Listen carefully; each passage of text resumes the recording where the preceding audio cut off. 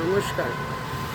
দোষ, সাবধানে যাস বলতে গিয়েও থেমে গেলাম। মেয়েটা তাড়াহুড়ো করে বেরিয়ে গেল। যাবার সময় পিছু বললে যদি ও আবার খারাপ পায়। আমরা মায়েরা 24 ঘন্টা ওদের কিসে ভালো হবে আর কিসে ওদের বিপদ ভাবতে ভাবতে সারাটা জীবন কাটিয়ে গেলাম। বিনিময়ে ওদের থেকে একটু সহমর্মিতা আশা করেও ব্যর্থ হই।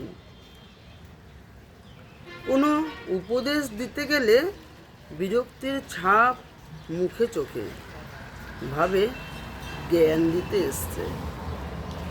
তবু নিজেকে সামলাতে না পেরে বললাম, মা প্যারালাল লাইনে রাখিস, অজানা জায়গায় যাচ্ছিস। তবু অধৈর্য, বিরক্তি মুখের ওপর। দোষটা কার?